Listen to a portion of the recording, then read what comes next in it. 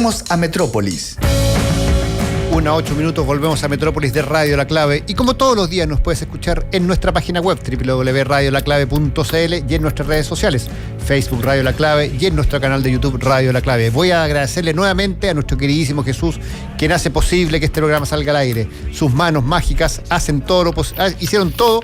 Y bueno, ya estamos por la multiplataforma de Radio La Clave, en nuestra página web, en nuestras redes sociales y en la radio, por supuesto. Cristian, el presidente nos dio muchos temas. Vamos desarrollando uno a uno, por favor. Vamos con bueno, son todos temas controversiales, pero claro, lo que tiene que ver con los dos proyectos del retiro del 10% de las AFP. Está el que propone el gobierno a última hora, ¿cierto? Y el que propuso la diputada Pamela Giles. Contarle, mi querido presidente, mi querido Rodrigo, que sesionó esta mañana la Comisión de Trabajo y Hacienda, las dos unidas del Senado, y determinaron aprobar en general el proyecto del gobierno que permite este segundo retiro del 10% de los fondos de pensiones, pero con una serie de indicaciones, la famosa letra chica. Fíjense que votaron a favor en la mañana, ahora en la tarde ya se vota en lo particular, ¿ya? A favor votaron Rodrigo Galilea, RN, José García Ruminot, RN, la presidenta de la UDI, Jacqueline Van Rieselbergher, y Ena von Baer, también militante de la UDI. Los que votaron en contra en esta comisión fueron Ricardo Lagos Weber, PPD, Carlos Montes, PS, y Adriana Muñoz, PPD, la presidenta del Senado, quienes se abstuvieron y que permitieron que este proyecto pasara avanzara. Carolina Goich, demócrata cristiano, Juan Pablo Letelier, socialista, y Jorge Pizarro, de la Democracia Cristiana. Insisto, luego de esta votación de 4 votos a favor, 3 en contra y 3 abstenciones, se da pie para que durante la tarde, a partir de las 12 de la tarde, se vote en particular el proyecto del gobierno. Sí, eso, perdón, para que se entienda bien, eso en la comisión, que claro, revisa en la que comisión esto sea aplicable y que después se pase para la votación a la sala, porque ya anunció la presidenta del Congreso que no va a poner en tabla el tema del gobierno hasta que no se ponga en tabla el tema del Congreso, que me parece relativamente lógico, porque hay un tema no solo de interés propio, de interés propio del Congreso, de analizar primero el tema que sale de ellos y no del gobierno, y eso por un lado, pero también porque efectivamente hay un tema de temporalidad. Uno salió primero que el otro, entonces sería raro que se revise o se vote primero el que llegó después, que es el del gobierno. De hecho, Felipe Rodrigo lo dijo así la senadora Adriana Muñoz: yo no lo voy a poner en tabla mañana, es decir, mañana miércoles. Nosotros tenemos que respetar la tramitación de los proyectos. Ahora, cuando lo ponemos en tabla es un tema que vamos a decidir en la mesa y los comités. Eso es lo que está pasando. Ahora, ustedes ven en redes sociales, hay duras críticas y fuertes críticas contra el senador Pizarro, la senadora Goit y Juan Pablo Letelier, quien se abstuvieron y no votaron en contra. Al abstenerse, permiten que la mayoría, en este caso, que fueron 4 votos, siga la tramitación de este proyecto. No, está muy incendiado el tema respecto de estos dos proyectos, respecto de cómo sigue avanzando, de por qué senadores opositores al abstenerse de igual manera apoyan. Lo han dicho en redes sociales, es algo que dicen que estaba cocinado ya entre el gobierno y estos 3 senadores, muchachos. Sí, bueno, es importante ver cómo sigue cantando, cómo sigue avanzando este proyecto que el gobierno trató para salir a pelear contra el proyecto que presentó la diputada Giles, y veremos qué pasa en la tarde, porque es un proyecto además que está muy compartimentado, que tú puedes aprobar la parte 1, la 2, la 4, la 5 y dejar fuera las otras partes, porque está hecho así con los conceptos que usó el ministro Briones, con bordes, y los bordes seguramente son las partes que van a dejar fuera, y seguramente las otras podrían ser aprobadas para seguir compitiendo con el proyecto de la Cámara de Diputados. Sí, más allá de que en el proyecto del gobierno es completamente distinto al anterior del Congreso, que es calcado del primero, y que tiene mucha letra chica, puede sacar menos plata, solo algunos pueden sacar plata, es una plata que hay que devolver a 24, préstamo, claro, a 12 meses, ni siquiera 24, se paga impuestos por el retiro, es completamente distinta en ese sentido a la que se ha analizado por parte del Congreso. Independiente de eso, y al mismo tiempo el gobierno presentó un requerimiento ante el Tribunal Constitucional para que analice el proyecto del Congreso, lo que también es una zancadilla, así como lo de la presidenta de la mesa, es una zancadilla al gobierno diciendo que no lo va a poner en tabla hasta que no se analice el otro. Por temporalidad, es bueno entender esto, al llevarlo el gobierno al Tribunal Constitucional tampoco permite que sea analizado, porque no sacan nada con analizarlo si después se va a demorar un mes y medio el Tribunal Constitucional en tomar una decisión. Tiene sus tiempos, el Tribunal Constitucional no es al lote, no es de un día para otro. Entonces, eso también plantea un escenario bien enredado, bien complejo, de gallitos entre los dos sectores, de zancadilla entre los dos sectores, sin tomar en cuenta, digamos, lo más, para mí al menos lo más evidente de todo, que es que es un poco inentendible lo que ha hecho el gobierno en términos de terminar aceptando que el retiro, más allá de los requisitos que se le pongan, puede realizarse, porque está bien, como decía en la columna de Peña el domingo, por tener un protagonismo político y no seguir siendo sobrepasado por el Congreso, en una suerte de parlamentarismo de facto que ha habido en Chile en los últimos 2 meses, que lo hemos conversado otras veces, el que manda el Congreso, no el gobierno. El gobierno dijo, ya, tomemos las riendas nosotros, pero lo hizo proponiendo algo de lo cual había estado muy distante y se había negado permanentemente todo el último tiempo, que siquiera revisar este tema de que es bueno o es malo el 10%. El principal enemigo del retiro del 10% ha terminado presentando un proyecto para retirar el 10%. Entonces es bien inentendible el juego de roles que ha habido en este sentido, salvo desde quién es el más choro, quién es el que la tiene más grande, quién es el que manda.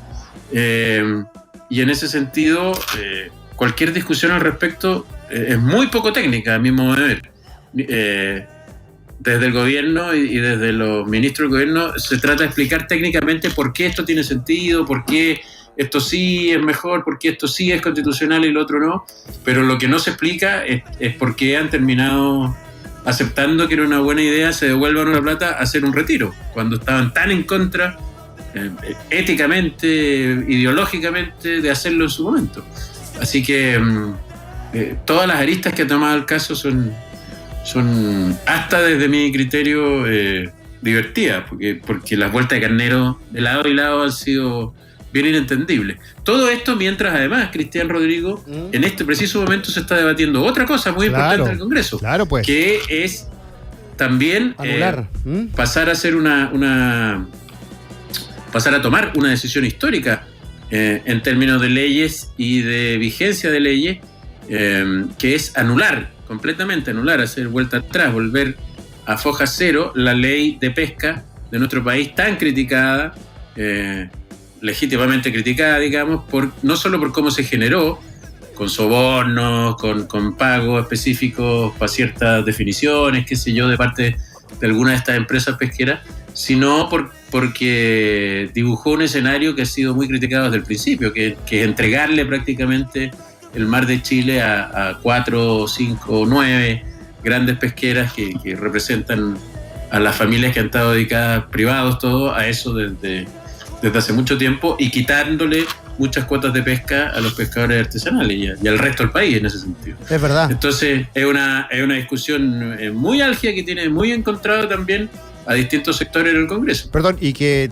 esta ley trajo, bueno, entre otras cosas, cuando parte el tema de los pagos a políticos, no nos olvidemos de todos los diputados y senadores Orpi, Longueira. De hecho, le pusieron la ley Longueira. Van Rieselberger. Van Rieselberger, exacto. Mucha gente que estuvo coimeada finalmente por esta ley de pesca. Bueno, como dices tú, Felipe, este martes, el día de hoy, la Cámara de Diputados va a votar justamente anular la que en algún momento se denominó la ley Longueira de pesca. Esto se va a tramitar el día de hoy y fíjate que a esta hora pescadores protestan en las cercanías del Congreso para que se realice definitivamente esta anulación de un proyecto de ley, bueno, que sabemos todos cuáles fueron las consecuencias que tuvo. Han habido manifestaciones en Valparaíso en contra de esta ley en una jornada clave para el Congreso. Trabajadores de la caleta Portales se dirigieron hacia el Congreso para manifestar su deseo de que esta ley sea anulada y, bueno, tramitar de otra manera una ley, digamos, mucho más justa y más cercana para quienes son los que trabajan en el mar, que son los pescadores, ¿no? En medio de otra polémica, muchachos, que se ha generado en los últimos días, que había pasado bastante colada, seamos francos, y este es el desarrollo temporal de la historia, que había pasado bastante colada hasta que este domingo Daniel Matamala, que cada vez se ha transformado más en una referencia para la discusión de temas políticos, Daniel Matamala en su columna de La Tercera lo volvió a plantear, y de ahí para adelante empezó a salir en todas partes, y salieron a hablar miembros del Congreso, y salió en la portada del Mercurio, y salieron a hablar especialistas y economistas, que tiene que ver con un tema que de alguna manera ratifica esta suerte de indefección en el que está la comunidad y la sociedad chilena y los ciudadanos chilenos hace mucho tiempo, a partir de decisiones que se toman a su espalda y que tocan las aristas más profundas del desarrollo del país. Me refiero a que 33 años después de que entre gallo y medianoche, con el fusil al lado, se decidiera privatizar la mayoría de las compañías estatales más básicas, como por ejemplo lo que tiene que ver con el agua, con la luz, con la minería, con el gas. 33 años después de que Chilectra se privatizara, o el sistema, más bien que Chilectra, el sistema, porque no era solo Chilectra, el sistema de transmisión eléctrica de nuestro país, de distribución eléctrica, a 33 años que se privatizara y se pusiera como ley que el Estado, porque así vivimos nosotros, alguna gente se lo olvida, gracias a la actual Constitución, gracias al poder omnímodo de un sector político y económico, en la Constitución chilena hoy, por si alguien todavía lo ignora, se establece que el Estado solo puede participar en términos subsidiarios cuando los privados no puedan actuar. Es al revés de la lógica que hay en la mayoría de los países del mundo. No es que cuando los privados no pueden, el Estado entra. Aquí es, o sea, cuando el Estado no puede, los privados entran. Aquí es, cuando los privados no pueden, el Estado entra. Esa es la ley que está, digamos, vigente en Chile hasta ahora, y que a partir de eso, digamos, con todas sus letras, que se entienda bien, prohíbe al Estado de Chile adquirir propiedad de algunas empresas fundamentales y básicas, como por ejemplo las distribuidoras de electricidad.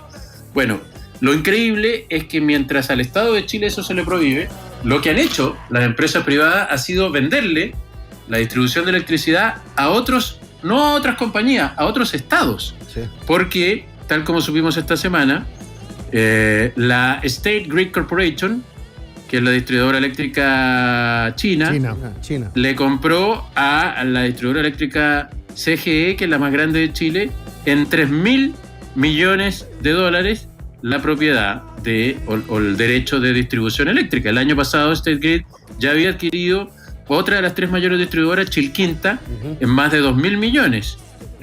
Por lo tanto, la República Popular China... bueno, eso es lo que hay que explicar. Claro, State Grid no es una empresa privada. State Grid es del Estado de China, de la República Popular China. Como todas las empresas chinas. Claro, además. Por lo tanto, la República Popular China es la que, si esto se termina aprobando, controlará el suministro eléctrico de casi 4 millones de hogares chilenos, que representa el 57% del país. Lo que se agrava si uno toma en cuenta que la otra gran distribuidora eléctrica en Chile es Enel. Enel, claro. Italiana, que tampoco es privada, porque su principal dueño es otro Estado, el Estado de Italia. No es una empresa privada italiana, es el Estado de Italia el dueño de Enel. Por lo tanto, el Estado chino y el Estado italiano se van a distribuir el 89% de la electricidad en Chile, mientras sigue vigente una ley que le impide al Estado chileno hacerse cargo de la electricidad, lo que es una locura, digamos, desde todo punto de vista, conceptual, ético, moral, económico.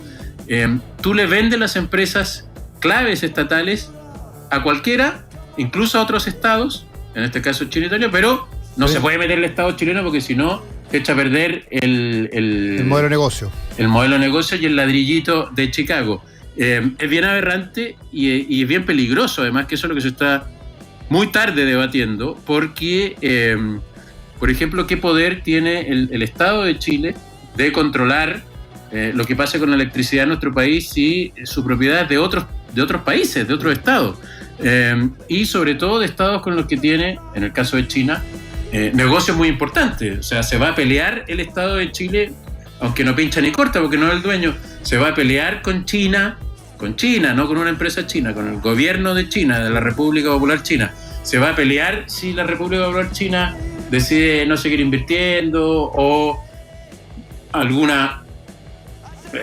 ni lo pensemos, digamos, pero puede pasar que en algún momento tú estés en guerra, qué sé yo, con Perú, con Argentina, y a China le interese más su relación con Perú y con Argentina que contigo, y a partir de eso utilice cómo entregar o no entregar la energía en nuestro país.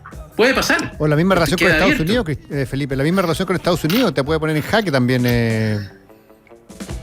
porque China se enojó con Estados Unidos. Entonces volvemos al origen. Y a mí eso me parece muy interesante y muy bueno, porque estamos analizando si la ley de pesca fue o no un robo asqueroso y vamos a volver atrás. Estamos analizando si las AFP son o no una forma de entregarle plata a las empresas más que a la gente, y por lo tanto hay que destruir el sistema de pensiones. Estamos analizando si el sistema de privatización de empresas clave para el país, electricidad, minería también, minería está en mano extranjera hace mucho rato. Codelco no tiene el 100% de propiedad, tiene apenas cerca del 30%, el resto son empresas y estados extranjeros. Hablábamos y debatíamos recién por la pandemia qué pasa con la en Chile, si es una empresa importante o no para el país, si es una empresa clave para el funcionamiento del país como país. También tiene porcentaje altísimo de propiedad extranjero. Qatar Airlines es casi dueña de LAN junto con Delta, qué sé yo. Se ha entregado todo en bandeja y estamos hoy día analizando si en realidad nos gusta o no nos gusta este sistema económico que entre gallo y medianoche nos metió el dedo en la boca, por ser elegante, a muchos, algunos por pavos, otros porque se hizo a la fuerza en época de dictadura, por las pistolas y los fusiles de tralla. El que no le gustaba se iba exiliado o desaparecía. Pero nos estamos dando cuenta que esto que era supuestamente la panacea, que fue lo que nos hizo crecer, en realidad hizo crecer solo a algunos. En realidad es una lógica de desarrollo económico más que debatible, o sea, tremendamente debatible.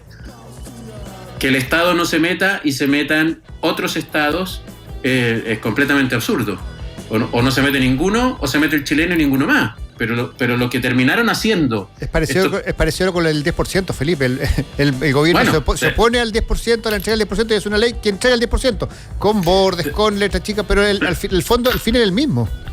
Claro, pero aquí es más grave. Porque mucho más grave. Los que se caratularon de patriotas, de gente que le ayuda al país, no sé qué, lo que hicieron fue forrarse, tirar su plata para afuera, no pagar impuestos, porque tienen la plata afuera, la gran mayoría de los que en algún momento vendieron esa empresa, y en el fondo hacerse millonarios con la plata mía, con la plata tuya, con la plata de usted, señora, de usted, señor, que está hablando, que está escuchando. Pareciera ser que subyace detrás de todos esos grandes negociados en la época de la dictadura, y gracias al capitalismo sin ningún freno que ha vivido este país desde la dictadura y en los últimos 30 años, pareciera que todos esos grandes negocios tienen el mismo origen. Vamos a usar plata que nosotros no tenemos, por ejemplo en los bancos. Para hacerme yo del Banco de Chile, le voy a pedir plata al Banco del Estado, que es la plata de todos ustedes, los que están escuchando, y así una sola familia se hizo ultra hipermillonaria con el Banco de Chile.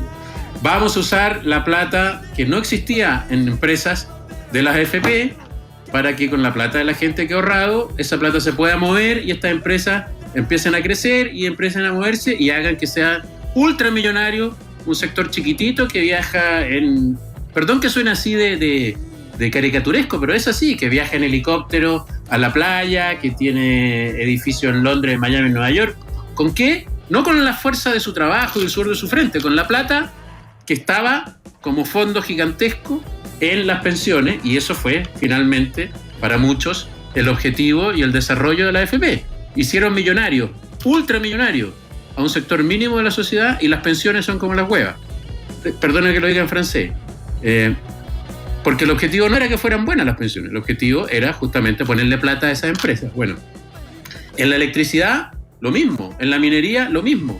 Las cosas que eran de todos, se las apropiaron algunos y rapidito se las vendieron, pero mire lo patriota, ni siquiera se las vendieron a otras empresas inglesas, gringas, alemanas, se las vendieron a otros estados, se las vendieron al estado de China, se las vendieron al estado de Italia, con lo que eso puede significar para la historia de un país. Mira, yo voy a ser súper exagerado con lo que voy a decir seguramente. A ver, cuidado, presidente. No. A mí me parece que sí. Está bien. Tómese como un chiste, como una metáfora, si quieren. Pero a mí me parece que esas cosas, mira lo que te digo, esas cosas son más graves en un país, por ejemplo, que existiera la pena de muerte por fusilamiento. Esas cosas son más graves que una violación de 50 personas. Mira lo que te digo. Aquí son un grupo de hueones que nos estafaron a todos, que nos robaron a todos, que se hicieron millonarios, que le vendieron el país a estados extranjeros y andan caminando libres por las calles y dando lecciones como si ellos fueran inteligentes, como si fueran útiles a la sociedad, como si fueran grandes profesionales. O sea, lo digo con sorna y lo digo como un poco como chiste. Pero si en este país se pudiera fusilar a alguien, esa es la gente que habría que fusilar. Mira lo que te digo. No el que mató a 3 personas, no sé qué, ya también, un desgraciado. El violador, un desgraciado. Pero el weón que ideó un sistema económico para robarles a todos y hacerse millonarios y dejarlos a todos convertidos en una piltrafa económica, ese tipo de personaje, ese tipo de persona es el que tiene que ser analizado por la justicia, creo yo. Cristian, ¿algún consejo antes de irnos a la pausa? Claro que sí, la camiseta de La Roja, esa que nos acompaña en las buenas y en las malas, no quiere ser un desecho más.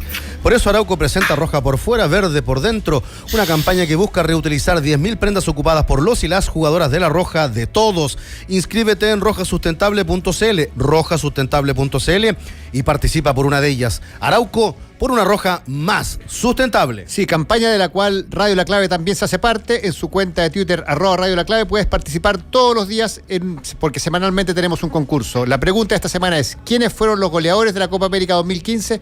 Pregunta sencilla y puedes participar por una polera y un pantalón talla M. Vamos a una pausa y volvemos en Metrópolis de Radio La Clave. La Metrópolis no se detiene. Nosotros ya volvemos. La Clave me escucha.